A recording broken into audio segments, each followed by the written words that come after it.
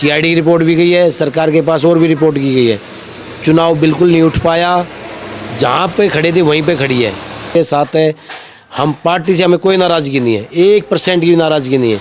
पता चल गया कि हमारा प्रत्याशी हार रहा, वो साफ साफ संदेश। और स्थिति थी कोई चाय पिलाने में तैयार नहीं। देखिए उस वक्त ना तो मैं वहाँ था, न ऐसी स्थिति थी, कोई पानी की समस्या को लेकर बात थी। तो नांदल साहब 10 वादे करके गए थे सापला में, दिल पर हाथ रख के गए थे, कोई एक भी पूरा करा दिया हो किसी ने। बिल्कुल नज़दीक आ चुकी है और ऐसे में तमाम जो भी उम्मीदवार हैं उनकी धड़कनें बढ़ने लगी हैं कि आखिरकार जब 10 तारीख को वोटिंग होगी तो आखिरकार क्या होगा और 13 तारीख को परिणाम सामने आएंगे। इसी कड़ी में जो उठापटक है वो जारी है और हमारे साथ वरिष्ठ पत्रकार टीना पत्रकार जो कि चेयरमैन पद का चुनाव लड़ रहे वो हमारे साथ मौजूद हैं। अनिल जी, आपका स्वागत है। नमस्कार जी, धन्यवाद भाई साहब। कल सीएम साहब का बड़ा कार्यक्रम जो है सापला में होने जा रहा है, तो क्या आपकी धड़कनें बढ़ रही हैं कि क्या कल चुनाव पलट जाएगा? देखिए मेरी धड़कनें नहीं बढ़ रही है, सापला की जनता की जीत है, आधी जीत हो चुकी है। आज 6 तारीख को आज 8 या 7 मंत्री सापला के मैदान में हैं, सिर्फ किस लिए कि उनका प्रत्याशी हार रहा। सीआईडी की रिपोर्ट भी गई है, सरकार के पास और भी रिपोर्ट की गई है। चुनाव बिल्कुल नहीं उठ पाया, जहाँ पे खड़े थे वहीं पे खड़ी है। अब उन्हें ये डर है कि हम पूरी तरह से हारेंगे। जिस तरह पिछली बार 3 नंबर पर बीजेपी रही थी, इस बार भी वही हाल रहेगा। क्या आपसे बीजेपी के बड़े नेताओं ने संपर्क किया है? क्या कोई बातचीत हुई आपकी उनसे?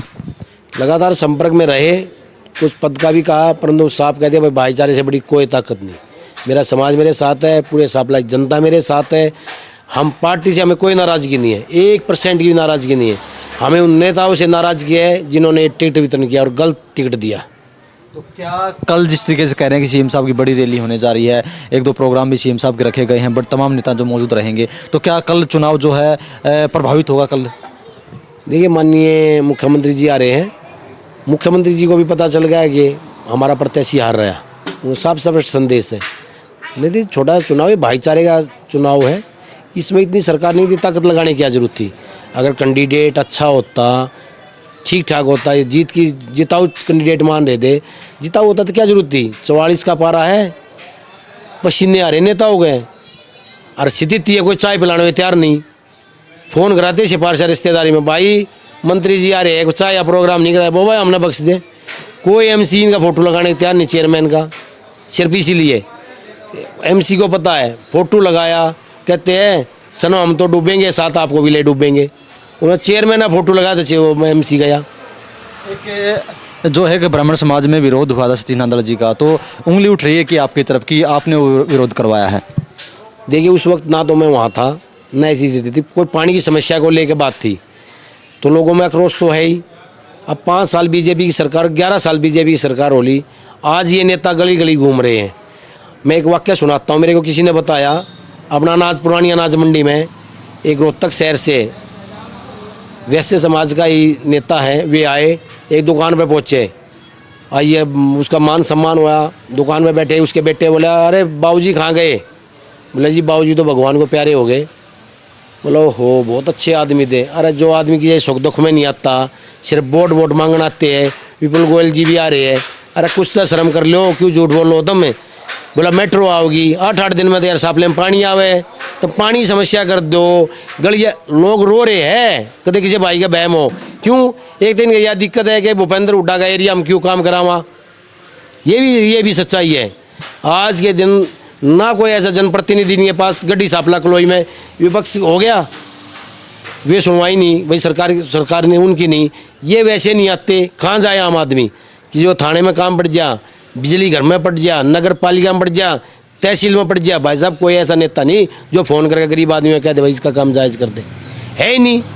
अब इनको याद आ गई, अब ये गली गली घूमे। हाँ भाई, एक भाई ने कह दी भाई पानी की समय, हाँ हो जाएगा ठीक है। नांदल साहब 10 वादे करके गए थे सापला में, दिल पर हाथ रख के गए थे, कोई एक भी पूरा करा दिया हो किसी ने? कहाँ पानी निकासी हुई? पिछली बार कित गए थे? पिछली बार भी धनखड़ साहब भी आए थे और भी मंत्री आए थे, 10 वादे करे थे।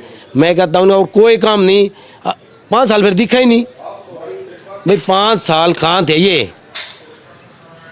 भाई ये तो बता दो, 5 साल ये सरकार चली, लोगों छिक्के, अब गलियों में पानी भरया। एक भाई ने कहा दाव भी मन निकलवा, अच्छी बात है भाई, लोगों सरकार की थी भाई, रो रहे हैं, सापले की जनता पिस रही है।